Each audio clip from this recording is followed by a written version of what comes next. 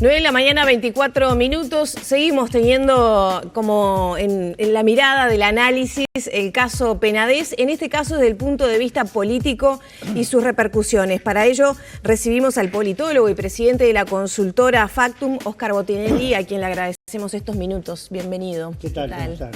Muy bien.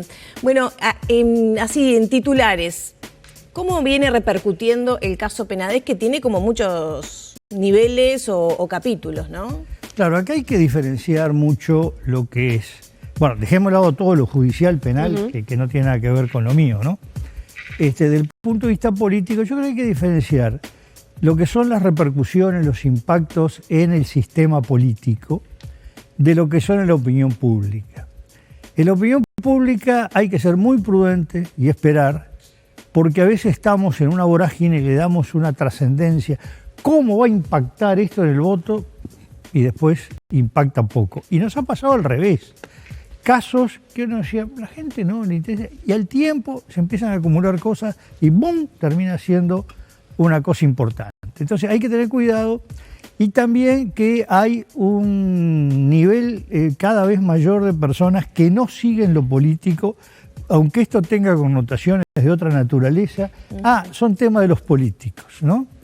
Son como esas dos grandes variables. Sí, son el dos que variables. sigue y el que no le interesa.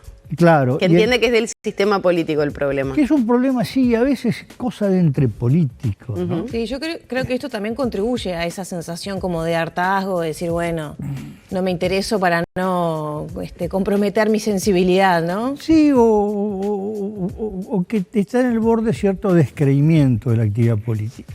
Por ejemplo, nosotros observamos cuando empezó lo de Penades, que entre la gente que no había oído hablar del tema y los que no opinaban o no les importaba era más del 50%. En cambio, el 98% opinaba sobre la Ley de Seguridad Social, que fue más o menos, cuando empezó esto, el mismo tiempo, ¿no? Es decir, bueno, esto no es un juego político, esto tiene que ver con mi vida, ¿no? Esto otro es una cosa... Con todo esto tiene otra sal y pimienta que podía interesarle a la gente. Ese es un tema. Otro, la repercusión dentro del sistema político. Bueno, ahí tenemos que tener cuidado en las etapas, porque esta es una etapa de un proceso que realmente el mayor impacto desde el punto de vista de la arquitectura política ocurre cuando empieza, es decir, esto empieza los días antes del turismo, pero digamos, llega un poco al culmen por mayo, ¿no? Mayo, junio. Y ahí lo que observamos es que el primer impacto fue más que nada dentro del Partido Nacional.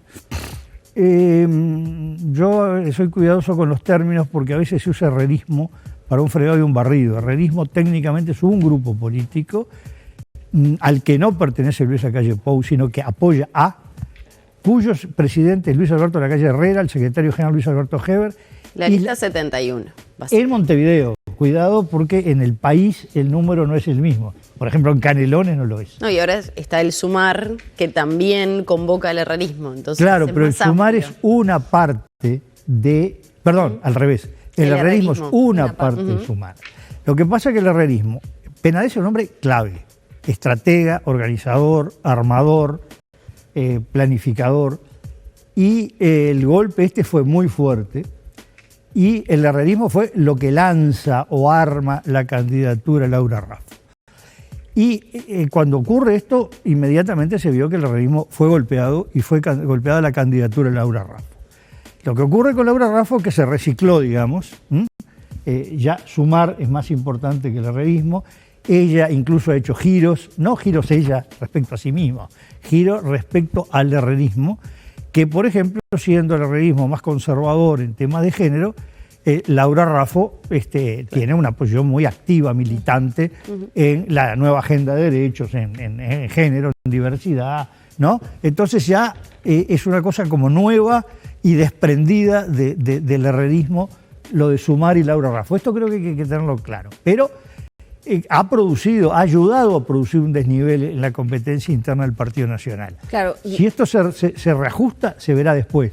Pero ya hay un impacto, yo diría, el más importante que ocurrió ahora es Y lo otro es que, bueno, hay una sucesión de impactos concomitantes, por razones totalmente diferentes, algunas diferentes, otras no, que están golpeando al gobierno e incluso a la presidencia, al Ministerio del Interior o al Ministerio de Relaciones Exteriores. Es decir, se está sumando lo de Penades, lo de Salto Grande, lo que a consecuencia del tema Penades o derivado de él está ocurriendo en el tema, en la esfera policial, Ministerio del Interior, más los temas de seguridad. No nos olvidemos que en estos meses que transcurrieron estas cosas, estuvo un Heber que no obtiene el respaldo de la Cámara de Diputados. Sale medio desaprobado, digamos, ¿no? No llegó a ser censurado porque el Frente fue un poco más allá y ya ahí no iba a tener los votos, pero hubo un voto, una declaración que expresa una insatisfacción con la gestión. Entonces, esto se enmarca en un momento difícil. Ahora, mencionaba el ministro del Interior y la figura que tiene, el peso que tiene dentro del herrerismo y del Partido Nacional en sí. Hombre de confianza del presidente de la República, a pesar de no ser de su sector, que es la 404. ¿Cómo impacta el pedido de renuncia que hay desde un sector? Ahora se suman algunos periodistas que, bueno, han manifestado eso también, por acción u omisión. Toman un discurso bastante similar al que está teniendo la oposición en el Parlamento. ¿Cómo impacta la figura de Heber que se mantenga dentro del Ministerio del Interior y sobre todo en la presidencia y la aprobación de la calle? Bueno, acá está ocurriendo varias cosas. Bueno, primero, la aprobación de la calle hay que tener mucho cuidado por lo siguiente. Nosotros hemos visto que no es un caso excepcional, sino un caso que se da cada tanto de figuras políticas cuya imagen está muy separada de su gestión. Por ejemplo, cuando dice, ¿qué importa a los uruguayos? La seguridad pública, los precios o el ingreso de dinero en la casa, la pobreza. ¿Qué opinión tienen? Claramente negativa. ¿Qué opinión tiene el presidente? Buenísima. Buena, digamos, 50% aprueba y es mucho menos los que desaprueban. Pero también hay otra cosa. Mientras el 50% aprueba a la calle Pou, tiene confianza en él alrededor del 30 y pico, lo cual son matices que no es excepcional, pero él es una figura que tiene un sostén personal que va más allá de gestión. O sea que una cosa es la simpatía, otra es la confianza. Exacto, sí. Bueno, el tema Heber es el siguiente. Primero, el herrerismo es un sector bastante distanciado de la calle Pou desde hace mucho tiempo, ¿no? Digo, distanciado en el sentido... Sí, desde el proceso electoral. No es del cerno. Exacto. Sin embargo, Heber era el hombre, o es más próximo a la calle Pou de la 71 del herrerismo. Incluso uno diría casi hasta el nexo. El tema es que la evaluación de Heber es muy mala. Ahora estaba mirando. Los números de evaluación de él coinciden con el peor momento que registró Bonomi.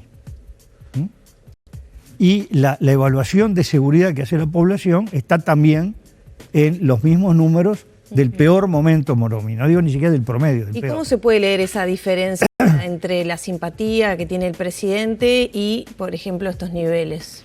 Bueno, lo del presidente ya dijimos, la simpatía, porque él transmite una serie de elementos que a la gente la conforma, qué buena persona, que cómo encara las cosas, pero y además él ha logrado mucho el que los temas negativos no son de él.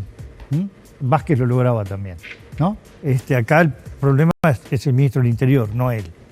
Ahora, tiene una conducta, y ahí también se puede comparar con Vázquez, que cada vez que alguien dice hay que sacar a fulano, es la forma que ese quedó atornillado. Es decir, él remueve cuando él pide él, claro, pero no acepta que nadie, de repente que se lo sugiera muy en la oreja, en el susurro, pero que nadie diga hay que renunciar, se termina. Ahora, lo pone en un lugar incómodo al presidente la no renuncia de Heber. Yo creo que sí, porque en este momento... Porque hay que salir a respaldar, si no renuncia hay que respaldarlo. Pero fíjese que la semana que viene, seguramente, vamos a tener dos tipos de hechos parlamentarios. No sé la forma en que se van a producir. Uno, Salto Grande.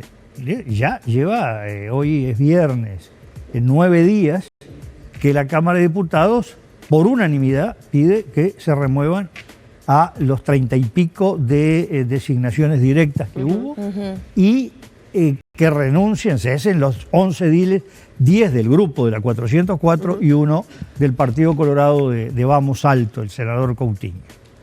Siguen en los cargos. Sí.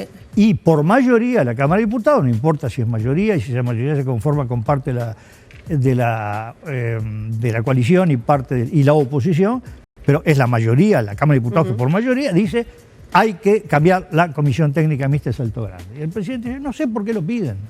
Bueno, lo pidió la Cámara. Claro, el argumento es, como ya renunció la cabeza, que era el presidente del MISU, claro, y se busca una medida intermedia que tiene que ver con contratos a término, ¿no? Cambiar eso. Bueno, el tema es, primero, en la comisión como tal, no importa si tiene razón uno u otro, lo que importa es que hay una decisión de la Cámara de Diputados. Sí, el cuerpo habló. El cuerpo habló y dice, no es vinculante. Bueno, sí, la semana que viene se va a ver que es vinculante, porque esto termina en algo que si no hay movimiento, va camino a la censura del ministro de Relaciones Exteriores, ¿no?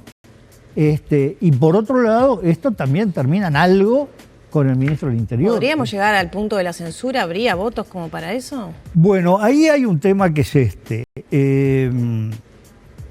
el Frente Amplio yo no tengo claro cómo va a jugar, porque veo que está jugando más o ha logrado el juego, de repente no es deliberado, más hacia los efectos comunicacionales que a los resultados. El haber pedido anticipadamente la renuncia de Heber no ayuda a hacer una mayoría en la Cámara. A ver, después que sale una moción que deja mal parado a Heber en la Cámara de Diputados, dar un paso más y decir, y ahora pedimos la censura. No, ese paso no iba a obtener el resultado, que es para decir, somos los únicos que cuestionamos a Heber. Bueno, el tema que primero no logran ese efecto en toda la opinión pública, lo lograrán en los suyos, pero lo aleja el resultado. Sin duda, por un lado, acá es clave, sin duda, Cabildo Abierto en los dos temas. Cabildo Abierto fue el que elabora la moción que pide la remoción de la Comisión Técnica Mixta.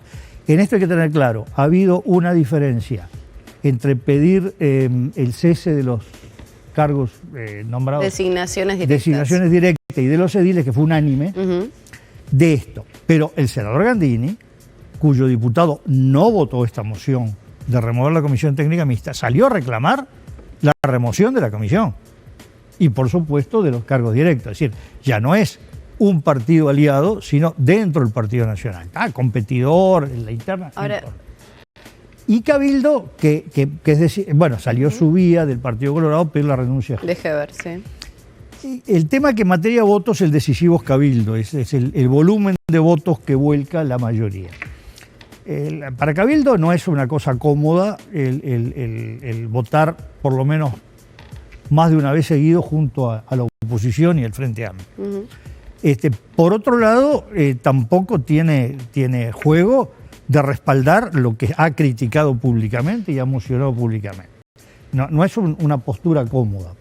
Tampoco le es fácil al presidente decir se rompe la coalición en defensa de Heber, en defensa del Estado de la Seguridad Pública o en defensa de Salto Grande. Es decir, una cosa era cuando el Ministerio de Vivienda, que si se rompía la coalición salía mal Cabildo y salía bien el presidente, y otra acá en que el que está un poco en la actitud defensiva es el presidente. Botinelli, la forma de descomprimir esta situación que se va inflando entonces sería la renuncia de Heber, teniendo en cuenta el frente de la Comisión Técnico Mixta de Salto Grande, las repercusiones que han quedado del caso Astesiano, me imagino que también algo se arrastra de ese momento.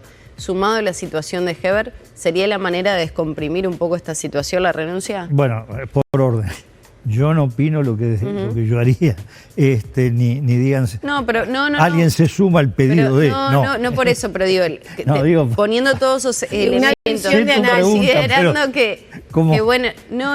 considerando que hay una situación de incomodidad para el presidente por toda esta cadena de sucesos. Hay momentos que dice, bueno, usted tiene capacidad sin costos de sostener esto y sostener esto.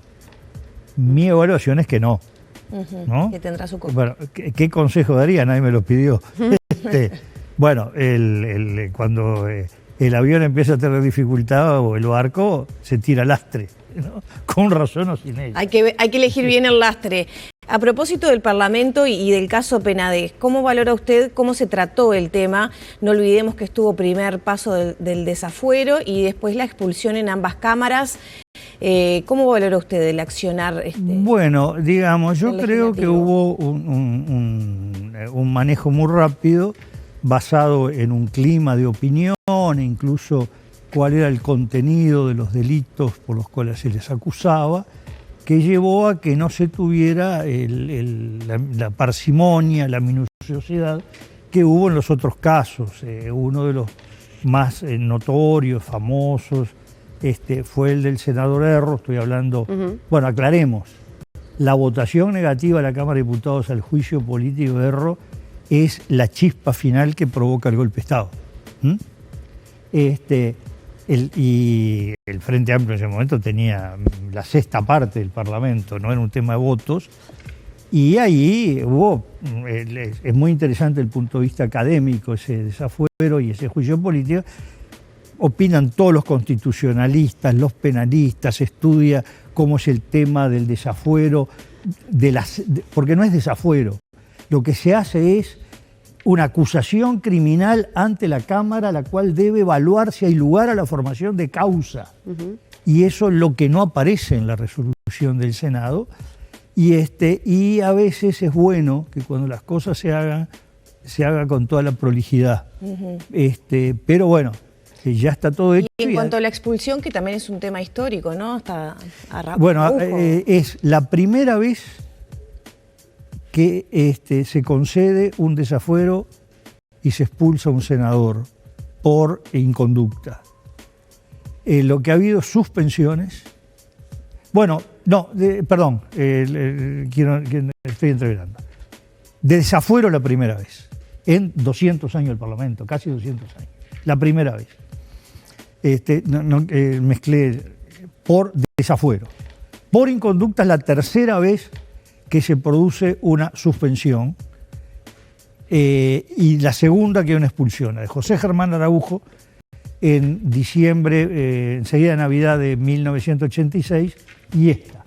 Y una suspensión que fue la de Daniel Bianchi, por 6 meses, si no me equivoco.